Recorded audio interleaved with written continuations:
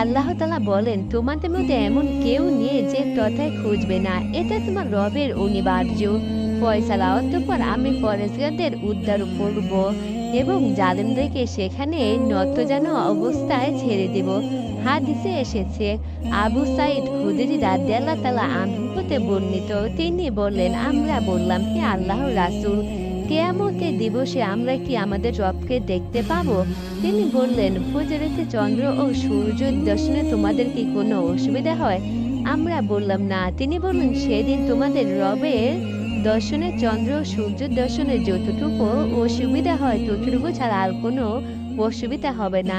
অতঃপর বললেন, প্রতিটি কাউম যে যার ইবাদত করত তার কাছে যাওয়ার জন্য একজন আহ্বানকারী আহ্বান করবে। অতঃপর খ্রিস্টান ব্যক্তি খ্রিস্টানদের সাথে যাবে, প্রতিমা পূজাকারা তাদের প্রতিমার কাছে যাবে এবং সকল বাতিল উপাসের পূজারীরা তাদের উপাস্যের কাছে যাবে। এমনকি সৎ অসৎ যাই হোক, যারা আল্লাহর ইবাদত করত তারা এবং আহলে কিতাবের কিছু লোক নিজের স্থানে বাকি থাকবে।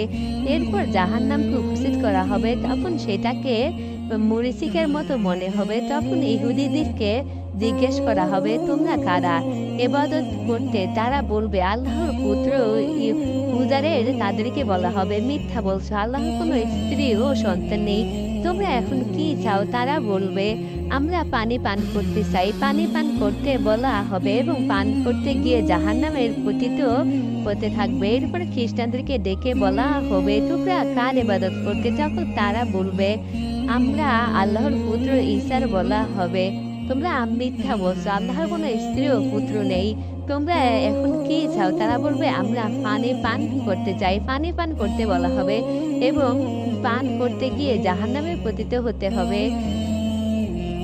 অবশেষে আল্লাহর ইবাদতকারী সৎ অসৎ যাই হোক যারা বাকি থাকবে তাদেরকে জিজ্ঞেস করা হবে, সব মানুষ তো চলে গেছে, তোমাদের কে আটকে রেখেছে? উত্তরে তারা বলবে, প্রয়োজন থাকা সত্ত্বেও তাদেরকে বর্জন করেছি, আর সকল কাউম যে যার ইবাদত করত তার কাছে যাক। এই আহ্বান একজন আহ্বানকারীকে বলতে শুনেছি, তারা সকলে চলে গেছে আর আমরা আমাদের রবের অপেক্ষায় আছি।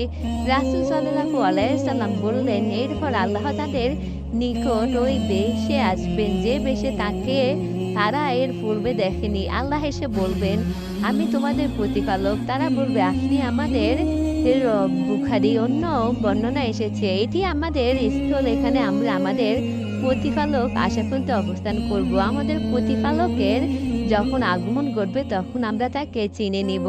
আল্লাহ তাদের নিকট ওই বেশে আসবেন যাতে তারা চিনতে সক্ষম হয়। নবীগণ ব্যতীত কেউ আল্লাহর সাথে কথা বলবে না। আল্লাহ এসে জিজ্ঞেস করবেন, তোমাদের কাছে এমন কোন নির্দেশনা আছে কি যা দ্বারা আল্লাহকে চিনতে পারবে? তারা বলবে, হ্যাঁ, পিত্তলি। অতঃপর আল্লাহ তাআলা নিজ পিত্তলি উন্মুক্ত করবেন এবং সকল মুমিন ব্যক্তিরা সিজদায় পড়ে যাবে। বাকি থাকবে রিয়াকারীরা, এরাও পরে সিজদা করতে যাবে, কিন্তু তাদের পেট কাঠের মতো শক্ত হয়ে যাবে, সিজদা করতে সক্ষম হবে না।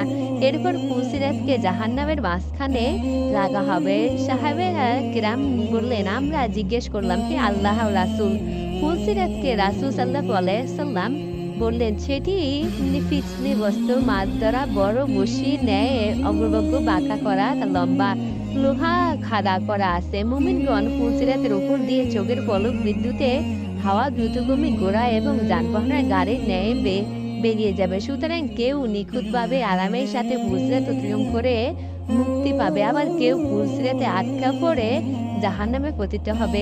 এভাবে সর্বশেষ ব্যক্তি কোন রকম টেনে টেনে ফুলসিরাত অতিক্রম করবে। অতঃপর রাসূল সাল্লাল্লাহু আলাইহি সাল্লাম বললেন, তোমরা যে সত্য জিনিস সম্পর্কে আমাকে জিজ্ঞেস করেছো তা তো সেদিন মুমিনদের জন্য প্রভাবশালী, আল্লাহর সামনে প্রকাশ হয়ে যাবে। ফুলসিরাত অতিক্রমকারী যখন দেখবে যে তারা ফুলসিরাত থেকে পত্রিকান পেয়ে গেছে, তারা বলবে, হে আমাদের প্রতিপালক, এরা আমাদের ভাই, আমাদের সাথে সালাত আদায় করতো, সিয়াম পালন করতো এবং আমল করতো। তখন আল্লাহ বলবেন, তোমরা যাও এবং দেখো যার অন্তরে একদিন আর সমপরিমাণ ঈমান আছে তাকে জাহান্নাম থেকে বের করো। আল্লাহ তাদের উপর জাহান্নাম হারাম করবেন। তারা তাদের কাছে এসে প্রত্যক্ষ করবে যে তাদের কারুর পা জাহান্নামের আগুনে দোষে গেছে, আবার কারো অর্ধেক পণ্ডিত পর্যন্ত আগুনে ঢুকে গেছে। যাদেরকে তারা চিনবে তাদেরকে জাহান্নাম থেকে বের করে আল্লাহর নিকট ফিরে আসবে।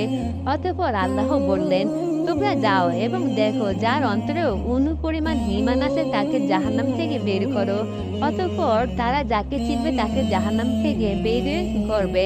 হাদিসে বর্ণনাকারী আবু সাঈদ খুদরি রাদিয়াল্লাহু তাআলা আনহু বললেন, তোমরা যদি আমাকে বিশ্বাস না করো তাহলে আল্লাহর এই বাণী পাশ পাশ করো। নিচে আল্লাহ অনুপরিমাণ জুলুম করেন না, যদি সেটি ভালো কাজ হয় তিনি তাকে দ্বিগুণ করে দেন এবং তার পক্ষ থেকে মহা প্রতিদান দান করেন। অতএব নবীগণ, ফেরেশতাগণ এবং মুমিনগণ সুপারিশ করবেন, অথবা পর আল্লাহ বলবেন, আমার শাফায়াত অবশিষ্ট রয়ে গেল।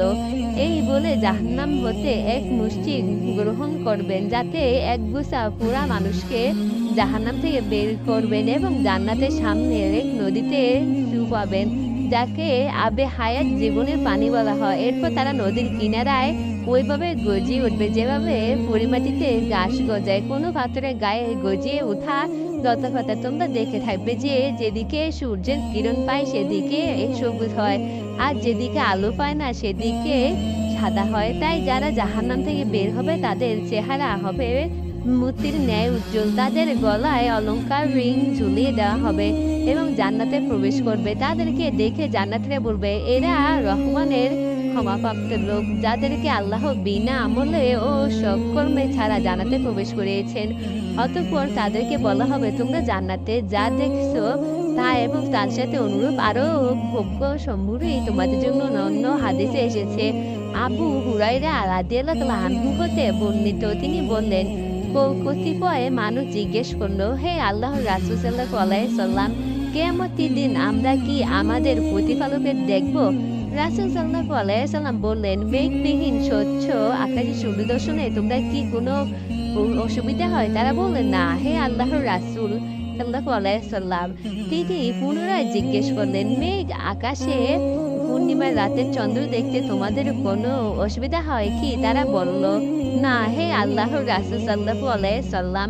অতঃপর রাসূল সাল্লাল্লাহু আলাইহি সাল্লাম বললেন, তোমরা কি কিয়ামতের দিন আল্লাহকে ওইরূপ দেখবে? সেদিন আল্লাহ মানুষকে একত্রিত করে বলবেন, দুনিয়াতে যে যার ইবাদত করতে সে তার পেছন ধরো। সুতরাং সূর্য চন্দ্র পূজক চন্দ্র এবং গায়রুল্লাহর ইবাদতকারী গায়রুল্লাহর পিছনে দৌড়বে। বাকি থাকবে ওই উম্মত যার মধ্যে মুনাফিকও থাকবে। অতঃপর আল্লাহ তাদের কাছে এসে বলবেন, আমি তোমাদের রব। তখন তারা বলবে, আমরা এই স্থানেই থাকলাম, আমাদের প্রতিপালক যখন আমাদের নিকট আসবেন তখন আমরা তাকে চিনে নিব। এরপর আল্লাহ তাদের কাছে ওই বেশে আসবেন যে বেশে তারা তাকে চিনবে, এসে বলবেন, আমি তোমাদের প্রতিপালক। তখন তারা বলবে, আপনি আমাদের প্রতিপালক। এ বলে তারা আল্লাহর পিছনে দৌড়বে। অতঃপর জাহান্নামের উপর পুলসিরাত রাখা হবে। রাসূল সাল্লাল্লাহু আলাইহি সাল্লাম বললেন, সর্বপ্রথম আমাকে অতিক্রম করার অনুমতি দেওয়া হবে। সেদিন সকল নর-নারী দোয়া করবেন, আল্লাহুম্মা সাল্লি সাল্লাম, আল্লাহর নিরাপদ পুলসিরাত অতিক্রম করার তৌফিক দাও। কেননা পুলসিরাতের সাদানের কাঁটার মতো মাথা বাঁকানো লোহা বা বসি আছে। তোমরা কি সাদানের কাঁটা দেখোনি? সাহাবায়ে কেরাম বললেন, দেখেছি হে আল্লাহর রাসূল সাল্লাল্লাহু আলাইহি সাল্লাম। রাসূল সাল্লাল্লাহু আলাইহি সাল্লাম বললেন, সেটি সাধারণ কাঁটার মতো হলেও তা কত বিশাল তা আল্লাহ ছাড়া কেউ জানে না। মানুষের আমল অনুযায়ী পুলসিরাতের কাঁটা তাদেরকে গেঁথে নেবে। কেউ একেবারে ধ্বংস হয়ে যাবে, আবার কেউ তার আমল অনুযায়ী টেনে হেঁচড়ে ক্ষত অবস্থায় পুলসিরাত অতিক্রম করবে এবং পরিত্রাণ পাবে। আল্লাহ তাআলা যখন বান্দাদের বিচার শেষ করবেন তখন যারা ইখলাসের সাথে তাওহীদের সাক্ষ্য প্রদান রয়েছে তাদেরকে জাহান্নাম থেকে বের করার ইচ্ছা পোষণ করবেন এবং তাদেরকে জাহান্নাম থেকে বের করার জন্য ফেরেশতাদেরকে নির্দেশ দিবেন। ফেরেশতা মণ্ডলী কপালে সিজদার ওই দাগ দেখে তাদেরকে চিনে নেবেন, যে দাগকে আল্লাহ তাআলা জাহান্নামের উপর হারাম করেছেন। অতঃপর ফেরেশতা মণ্ডলীর দায়িত্ব ব্যক্তিদের জাহান্নাম থেকে বের করবেন। তারপর তাদের উপর পানি ঢালা হবে, যাকে আবে হায়াত বলা হয়। মূলত তারা ওইভাবে গজিয়ে উঠবে যেভাবে পানি মাটিতে গাছ গজিয়ে ওঠে। জাহান্নামের দিকে মুখ খাড়া এক ব্যক্তি বলবে, হে আমার প্রতিপালক, জাহান্নামের দুর্গন্ধ আমাকে অতিষ্ঠ করে তুলেছে এবং তার উত্তাপ আমাকে জ্বালিয়ে দিচ্ছে। জাহান্নামের দেহতে আমার চেহারাকে ফিরিয়ে দিন। সর্বক্ষণ সে এভাবে আহ্বান করতে থাকবে। অথবা আল্লাহ তাআলা বলবেন, আমি যদি তা করি তাহলে তুমি অন্য কিছু চাইবে। সে বলবে, আপনার ইজ্জতের কসম, অন্য কিছু আপনার কাছে চাইবো না।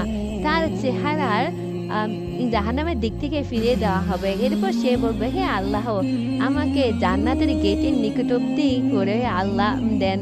আল্লাহ বললেন, আরে কিছু না চাওয়ার প্রতিশ্রুতি তুমি দাওনি। হে আদম সন্তান, তোমার খারাপই হোক, তুমি কত বড় প্রতিশ্রুতি ভঙ্গকারিতা সত্ত্বেও সে তার আহ্বান করতে থাকবে। তখন আল্লাহ বলবেন, আমি যদি তোমাকে তা দেই তাহলে তুমি আরো অন্য কিছু চাইবে। সে বলবে, আপনার ইজ্জতের কসম, আপনার কাছে আমি আর কিছু চাইবো না। তখন আল্লাহ তাআলা তাকে জান্নাতের গেটের নিকটবর্তী করবেন। তেমত অবস্থায় সে জান্নাতে সবকিছু দর্শন করবে।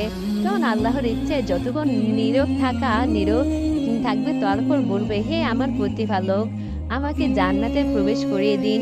আল্লাহ বলবেন, আর কিছু না চাওয়ার প্রতিশ্রুতি তুমি দাওনি। হে আদম সন্তান, তোমার খারাপই হোক, তুমি কত বড় প্রতিশ্রুতি ভঙ্গকারী। সে বলবে, হে আমার প্রতিপালক, আপনি আমাকে আপনার নিকৃষ্ট সৃষ্টি অনুভূতি করেন না।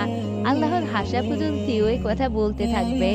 আর আল্লাহ যখন হাসবেন তখন তাকে জান্নাতে প্রবেশ করার অনুমতি দান করবেন। যখন সে এই জান্নাতে প্রবেশ করবে তখন তাকে বলা হবে, তো অমুক জিনিস গ্রহণ করার ইচ্ছা পোষণ করো, সে তা করবে। পুনরায় বলা হবে, তুমি অমুক জিনিস গ্রহণ করার ইচ্ছা পোষণ করো, সে ইচ্ছা পোষণ করবে, এমনকি তার সকল আশা পূর্ণ হয়ে যাবে। অতঃপর আল্লাহ বললেন, এই সকল ভোগ সামগ্রী তার সাথে অনুরূপ। আরো ভোগ সামগ্রী তোমার জন্য ও জান্নাত ও জাহান্নামের মাঝখানে অবস্থিত ও কণ্ঠকান্তি অধিকৃত শুক্র ফুলচিরে অতিক্রম করে যখন মানুষ জাহান্নামের আগুন থেকে মুক্তি লাভ করবে, ঠিক তখনই উপস্থিত হবে আরো এক সেতু, যাতে এক শ্রেণীর মানুষ আটকা পড়বে। হাদিসে এসেছে, আবু সাইদ খুদরি রাদিয়াল্লাহু তাআলা আনহু হতে বর্ণিত, তিনি বললেন, রাসূল সাল্লাল্লাহু আলাইহি সাল্লাম বলেছেন, মুমিনগণ যখন জাহান্নাম থেকে মুক্তি লাভ করবে, ফুলসিরাত অতিক্রম করবে, তখন তারা জান্নাত ও জাহান্নামের মাঝখানে এক সেতুতে আটকা পড়বে। অতঃপর দুনিয়াতে পরস্পরের মধ্যে যে জুলুম অত্যাচার হয়েছিল তার প্রতিশোধ নেওয়া হবে। অবশেষে যখন তারা তাদের পাপ থেকে পবিত্র এবং পরিচ্ছন্ন হবে, তখন তাদেরকে জান্নাতে প্রবেশের অনুমতি দেওয়া হবে। এই সত্তার কসম, যার হাতে মুহাম্মদের প্রাণ, মুমিনদের প্রত্যেক দুনিয়াতে তার নিজ বাড়ি যেমনভাবে চিনত, উহা অপেক্ষা জান্নাতে তার স্থান ভালোভাবে চিনতে পারবে। সুবহানাল্লাহ।